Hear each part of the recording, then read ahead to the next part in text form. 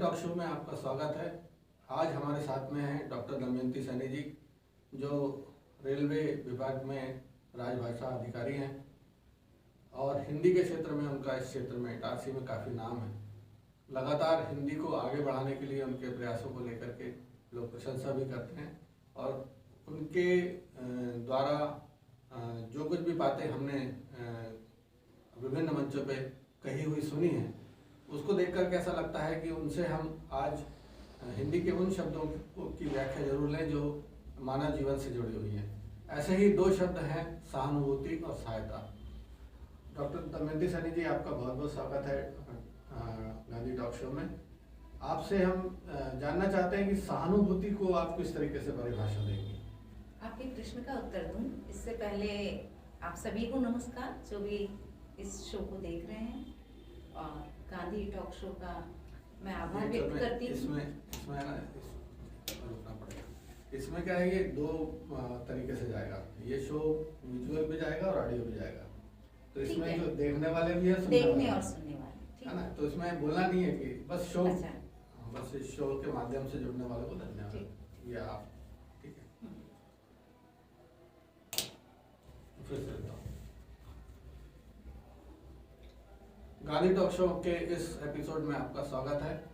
इस एपिसोड में हम आपके साथ में रूबरू करा रहे हैं डॉक्टर दमयंती सैनी जी को, जो रेलवे से राजभाषा अधिकारी हैं हिंदी की, और हिंदी को लेकर के, हिंदी के प्रसार को लेकर के काफ़ी संजीदा रहती हैं।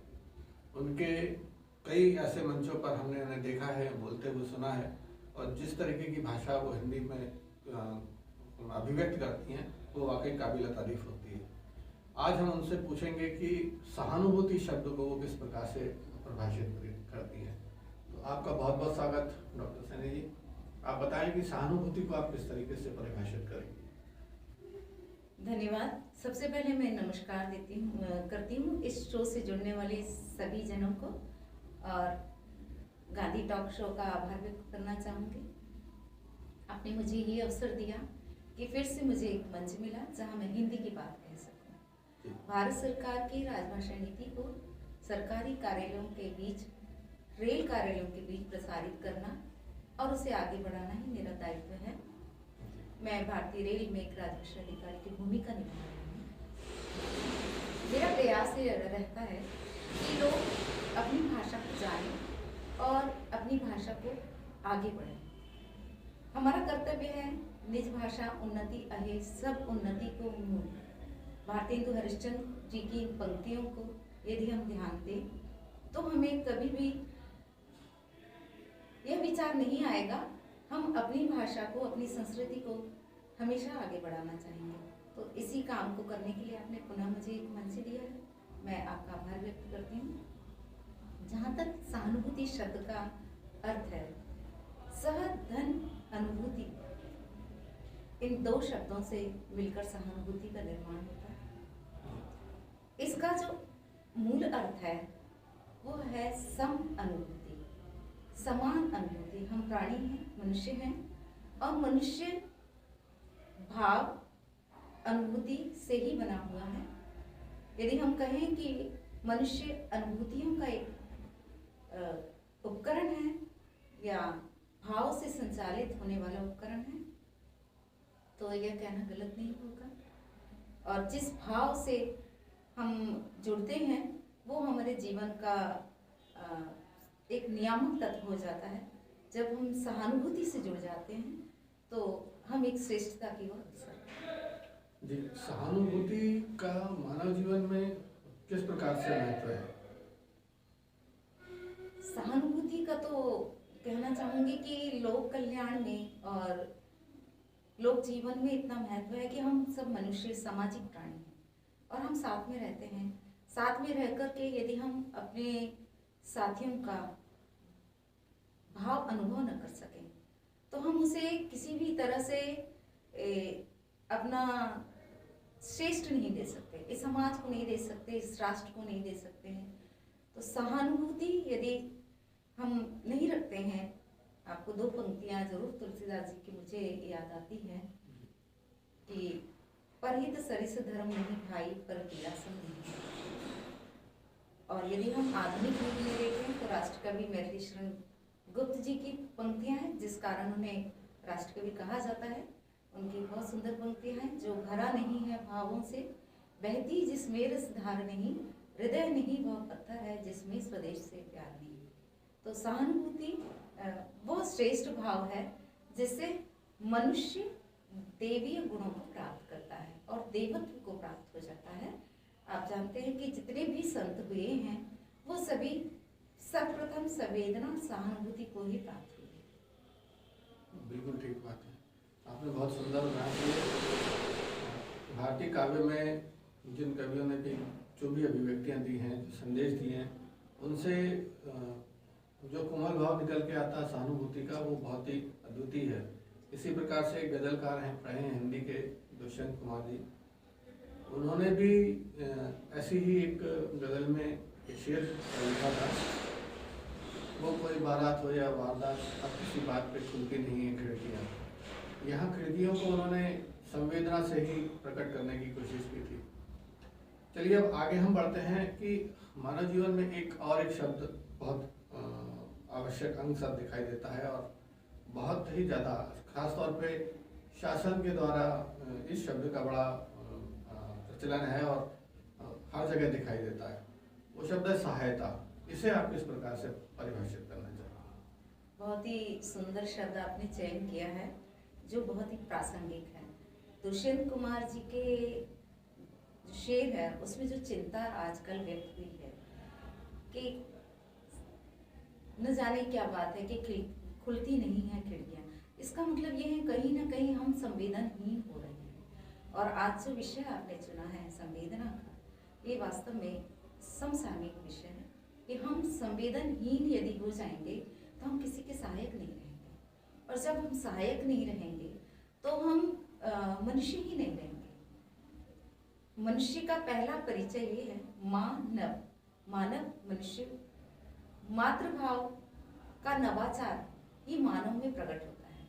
आप जानते हैं पौराणिक समय में यक्ष, गंधर्व, देव, दानव और मानव, तो हम मानव जाति के लोग हैं। और यदि हम में ये गुण नहीं है तो हम मानव नहीं हो सकते। ये गुण नहीं है तो हम मशीनीकरण हो सकते हैं। हमारा आप जानते हैं कि आजकल मशीनों का भी बहुत उपयोग हो रहा है और हर काम के लिए जैसे रोबोट भी बनाए गए। बहुराष्ट्रीय कंपनियां बहुत ही गर्व से इनको अपने डिपार्टमेंटल स्टोर में लाई थी। और हाल ही में आपने समाचार पत्रों में पढ़ा होगा कि डी-मार्ट कंपनी जो है अपने डिपार्टमेंटल स्टोर से रोबोट हटाने जा रही है। उसका एक ही कारण है कि रोबोट अपने जो दिए गए काम को तो कर सकते हैं, पर वो मनुष्य उनके लिए सहायक नहीं हो सकते, उन्हें कुछ सुझाव नहीं दे सकते। मान लो कोई व्यक्ति गया है कहीं पर और उसने कुछ यदि चयन करना हो, तो आप जानते थे कि पहले लोग दिखाते थे, दुकानदार में एक सामान दिखाने वाला होता था। अब आप स्वतः उसको निजी स्वयं उठा लेते हैं और रोबोट से वैसा रख करके और आप अपना काम करते हैं। परंतु वो जब आप देखते हैं कि आप जब जाते थे और वो तरह तरह के सुझाव आपको देता था, ये नहीं ये बेहतर होगा आपके लिए, ये नहीं, तो वो काम रोबोट नहीं करता है। तो अब हमें ये धीरे धीरे ये बात समझ में आने लगी है कि मानव और मशीन में बहुत बड़ा फर्क है। हाँ, मतलब ये हुआ कि अगर व्यक्ति जिंदा है तो उसके अंदर संवेदना होगी तो वो सहानुभूति भी प्रकट कर सकेगा, समय रहते किसी की सहायता भी कर सकेगा। जी, बिल्कुल सही कहा। अब ये बताएं कि अगर ये दोनों में से किसी एक को आप ज्यादा अंक देना चाहें तो सहानुभूति को ज्यादा अंक देंगे या सहायता को? निश्चित रूप से मैं सहानुभूति को ज्यादा अंक देना चाहूंगी, क्योंकि संवेदनशील हृदय में उत्पन्न सहानुभूति ही अगले चरण में सहायता के रूप में परिणित होती है। यदि सहानुभूति नहीं है तो अगला चरण संपादित नहीं हो पाएगा और आप किसी के सहायक नहीं होंगे। तो सहायता तो करनी चाहिए, पर उससे पहले आपके हृदय में सहानुभूति होना चाहिए। अच्छा, कहीं ये बात भी निकल के आती है, बहुत सारे ऐसे उदाहरण देखने में आते हैं, सोशल मीडिया पे बहुत सारी चीज़ें सुनने को और देखने को मिल रही हैं। ये कहते हैं कि सहानुभूति के लिए पैसे की ज़रूरत नहीं है, लेकिन सहायता करने के लिए पैसा भी ज़रूरत हो जाती है और कई बार इस वजह से सहानुभूति प्रकट करने वाला सहायता नहीं कर पाता और सहायता करने वाला व्यक्ति सिर्फ सहायता करता है और उस उतनी मात्रा में सहानुभूति का प्रकटीकरण भी नहीं कर पाता। तो कोई ऐसा उदाहरण आपके पास में है जिसमें दोनों ही चीज प्रकट होती है? बिल्कुल, बहुत ही अच्छा प्रश्न आपने पूछा है कि सहायता के लिए धन की आवश्यकता तो अवश्य पड़ती है और सहानुभूति यदि है और धन नहीं है तो अगला चरण हो नहीं सकता संपन्न। तो बहुत एक अच्छा सा उदाहरण है, यथासंभव हमारे शास्त्रों में कहा गया है कि मांगन गया सो मर गया और मरे सो मांगन जाए, और उससे पहले वो मरे जिसके मुख से निकले ना। तो हमें यथासंभव सहायता करने का प्रयत्न करना चाहिए। बहुत एक छोटा सा उदाहरण आपको देना चाहूँगी कि एक व्यक्ति होता है, वो मंदिर जा रहा होता है और मंदिर के सामने आपने देखा आमतौर पे भिखारियों की एक लाइन जरूर रहती है और एक बहुत ही अक्षम के ऊपर उसे सहानुभूति बसती है और उसे सहायता करने का मन होता है, परंतु वो इतना समर्थ नहीं है कि उसे पूर्णतः सहायता कर पाए। तो ऐसी स्थिति में वो फूलों वहीं फूल वाले से एक फूलों का गुच्छा लेता है और उसके सामने अपना रुमाल बिछा देता है और सारे फूल रख करके उसे 5 रुपए दे करके एक फूल उठा लेता है और जाकर मंदिर में चढ़ाता है।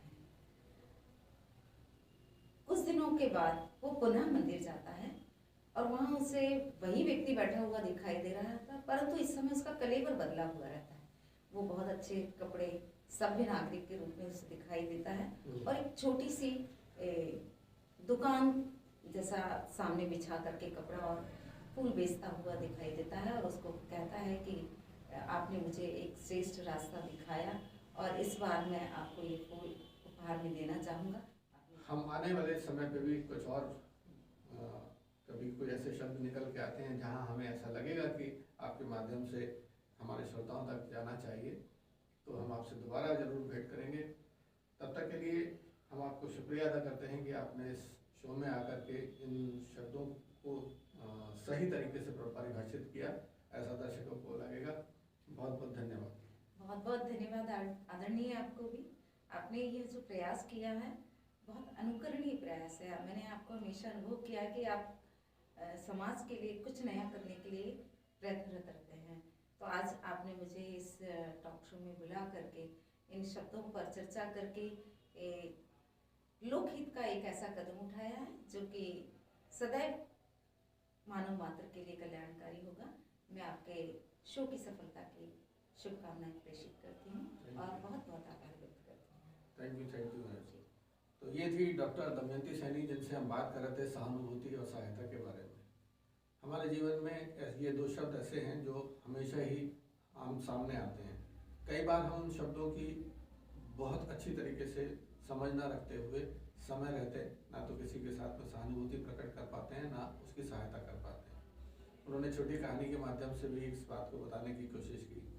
गांधी टॉक्स इसी तरीके के विषय को लेकर के आता है और आपसे आज जो आपने देखा उसको सुन करके आपको कैसा लगा ये जरूर बताइएगा। मैं आपके लिए उपस्थित हूँ bbr.gandhi@gmail.com पर। इसके अलावा इंस्टाग्राम पर भी मैं BBR गांधी के रूप में हूँ, ट्विटर पे @BBR गांधी और मेरा व्हाट्सएप नंबर है 9425366990।